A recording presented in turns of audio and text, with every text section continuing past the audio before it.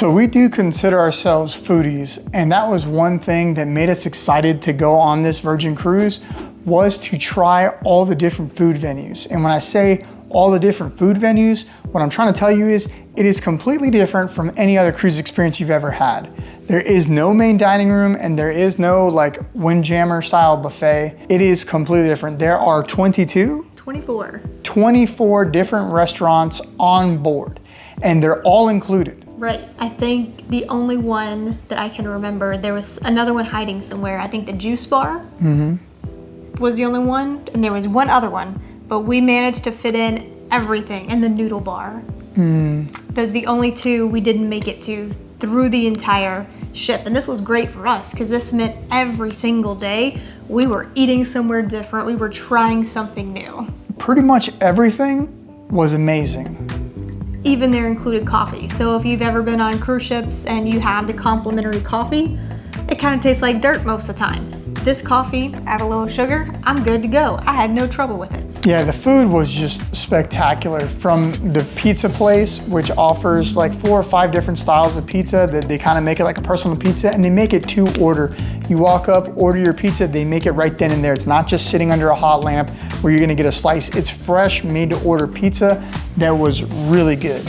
We tried, and at least started out with the Pretty Fly for a white pie, which was really good. We had their pepperoni pie, which was really good. I mean, it was solid. That was the only restaurant where we went back twice. They have the ice cream shop, Lick Me Till I Scream. What did you think of the ice cream? It was really good. So it's important to like note that most of the flavors stay the same, but then they'll have like 1 or 2 specialty flavors of the day. And once those are out, they're out. They don't make multiples of them. So I remember oh my gosh, second to last day, we were able to get one of the last bits of the specialty ice cream, and it is so creamy. I did like 2 of the restaurants more than the others. Razzle Dazzle was one of my favorite restaurants. I had the slow cooked lamb shank and the pork belly, which was like melt in your mouth. Phenomenal, both of them. I would have gone back the next day and had the exact same meal. I also really enjoyed the Wake, which had like a bone marrow and another slow roasted meat that was just out of this world. It was outrageous. Those 2 are probably my favorite restaurants. What about you? So we started out at Gumbay, and that was a really good choice for us. We kind of did that on accident, but you get seated with 6 other people at a table, so you get to meet people in a fun way. They made games. So the food, it was okay. It wasn't fantastic, but the atmosphere and kind of meeting people that first day was really cool. My favorite had to be the Pink Agave, which is the Mexican restaurant, and everybody always talked about it. Everybody always says, have you been to Pink Agave? Have you gone? We hadn't gone yet. That was our final night, and I wish we could have done it twice, and we should have started there. So their tacos are absolutely amazing. Their chocolate caramel tacos at the end for that dessert. Try it. You won't regret it. And I know she says we should have started Pink Agave, but I disagree. I think starting at Gumbay was good. What was cool is that you started at a table with 6 people that they just kind of sat you at, like you didn't have a choice with who you were sitting with, but they broke the ice with a free game and some free sake that kind of made you interact with each other to break the ice. You get to meet some new people. With Virgin, you can scan like a QR code and you can now communicate with that person across the ship. So already you've got friends on night 1 that you didn't know going into it by doing this. And the meal was good. It wasn't her favorite, but I'm not saying it was bad. I'm telling you, it was good. The food was good. Everywhere on board had really good food, except for one, which I really do want to cover now. But it was neat. It was a different experience, and it got you connected with some people that we ended up hanging out with at other shows and throughout the ship. So I thought that the concept of Gumbay was really cool. Okay, the only restaurant that was not my fave, that was just not good, in my opinion, is Test Kitchen. So Test Kitchen is a Michelin star chef's restaurant, apparently, where they make this fancy menu. It's set. You have no choices here. The only choice you get is what menu you have. So halfway through your sailing, they swap from menu A to menu B. So when you are making the reservations, you want to see what's menu A, what's menu B, and see which night you want to book, because they'll tell you what they are so you can pick which menu has more things you might like. So we went with menu B. To me, the reason I didn't like Test Kitchen is because it wasn't so much about the quality and flavor of the food. It was much more about like the presentation of the food and more of trying to make it more of an experience. So while the food was outrageously good in other restaurants, this food was subpar flavor-wise, but just presented cool. And what I mean by that is, so the first dish we had was called corn. And it looked like a corn on the cob that was cut in half 2 ways and then sitting on your plate. And when you go to cut it with your fork and knife, it actually ended up being more of like a hummus that they were calling a parfait, but it was a hummus made of corn. And then it had popcorn, like flakes on the side, and like some kettle corn. So it was corn 3 ways. Those 3 things don't really go together. And then you're supposed to spread this hummus on like bread and eat a cornbread hummus. It was very strange. It was very strange. The experience of cutting into it and realizing it wasn't a corn on the cob was really cool. That's about it. Then they brought you like 3 different style beets, which was odd. Fantastic. If you like beets. So if you're one of the other 4 people that like beets like her, then yeah, it was probably fantastic. I couldn't eat it. Then they brought out your meat, which was like salmon, or you could have tofu, or what did you have for your meat? I don't even remember. That's how memorable it was. I remember the experience. I do not remember. I think it was lamb, which definitely was. I felt bad for him because we had just had Razzle Dazzle the night before with that lamb, and then we had this lamb, and we had such high expectations, and we were let down. To say the least, we were underwhelmed. And it's a 4 or 5 course meal, and after 90 minutes, we'd only had 1 course. It got to the point where we told the manager, we were like, hey, like, could you speed this up? Like, I don't want to be here for 5 hours for dinner. And so we had to interject to get our meals coming out at a decent pace. So if you were going to skip one restaurant, I would vote to skip Test Kitchen. Not really worth it in my opinion. Now, instead of a buffet, you do have a place called the Galley. And while it's not a buffet, it's not a buffet.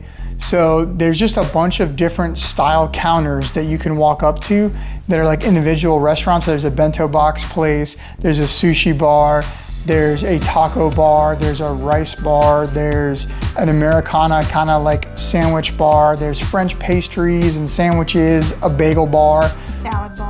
Salad bar, yeah. So a bunch of cool different areas to go get something different. So you walk up and you're not serving yourself. They're serving this food to you, or in some cases preparing it and then giving it to you. And then you just take it to a table and go sit down. So very food court-esque, except not food court quality. It was much better than being at a food court. The food on Virgin was fantastic, with the exception of Test Kitchen, in my opinion. I hate to say this, but man, if I ever wanted to go back on a cruise ship for the food, I'm going to Virgin. Like, we walked those stairs so we didn't gain 10 pounds. That's how much food we ate, and every bite was amazing. Even at the dock house. Remember the tapas at the dock house? Oh man, yeah. So we kind of giggled. His aunt called us on the ship and said, you have to go eat the tapas at the dock house. And the dock house tapa time ends at like 4 p.m. in the afternoon. It's a very random time. So we ran back from one of our Bimini excursions, plopped down on the couch, and ordered these tapas. Yeah, the octopus was so good. I highly recommend it. If you're into seafood, they have like this spicy salsa on it. So good, so fresh, not chewy at all. Very, very good. I ended up ordering more because it was so good. So to wrap up the food section, let's talk about drinks real quick. The drinks were surprisingly reasonably priced on this ship. You know, where these fancy cocktails on land sometimes can be $18, $20 at a nice restaurant, this was way cheaper than that. Most of them were ending up in like that $9 to $12, $13 range. Sometimes you'd be in a $14 range, but I feel like that's super reasonable for cocktails nowadays or for mixed drinks. And the drinks were really, really good. Right, we didn't have one bad drink the whole time. We didn't have any weird mixes, so sometimes people get mixes off and you're either really shocked or really let down. Like, every drink was fantastic on this ship. And what's really cool is you basically have 2 ways to get drinks on Virgin. You can either pay for a bar tab ahead of time, and then basically you have a prepaid set amount that you've paid for. Normally if you prepay for drinks, they'll give you a bonus. So like if you put out $200 on a bar tab, they'll give you $20 or something like that. And then when that $200 runs up, now you're just paying by the drink, right? Or you can just buy it as you go. we chose to just buy as we went, and it's super convenient. Basically, you go up there, the little bartender scans your bracelet with his phone, and that's it. And one of the cool things is there's no receipts and there's no tipping. Everything's already included, which I really wish all the other cruise lines would go to. Virgin takes care of the bartender, so you don't have to. Another cool experience we had is one of the bartenders there considered himself a mixologist, and he was very, very into his craft. And instead of just ordering like, hey, I want a mezcal mule or whatever it is, you could just talk to him and he'd be like, hey, what do you like? And so he talked to her, and I'm gonna start this off with, she doesn't like whiskey, she doesn't drink whiskey. So all of the items in this bar area were not to my forte. I like the little fruity drinks, I'm not gonna lie. And all of these are like hard liquors. And he sits there and looks at me and goes, what can I make you? Because we were at the bar, and he makes me a drink from scratch. Now I'm in trouble because he's used whiskey, not a huge whiskey fan, and some other things in the concoction that were amazing, and I'll never get the drink again unless I go find him on another Virgin ship. So to cap off, the food experience the drink experience was equally fantastic. The bartenders really did a great job mixing drinks, making good drinks, and the fact that you don't have to worry about signing receipts and tipping, you can just tap and walk away, is fantastic. Hey guys, so the full review ended up being over 40 minutes long. That's something you're interested in, we have the link to it right here. While I realize you may not be interested in watching a 40-minute video today, I broke up the long video into shorter videos so you can look for just the video that you need, whether you're interested in music, production, day or nighttime activities, ports of call, food reviews, Scarlet Night, anything like that, the pools, it's all here for you in this one convenient playlist. I hope that helps, and we'll see you guys in the next video.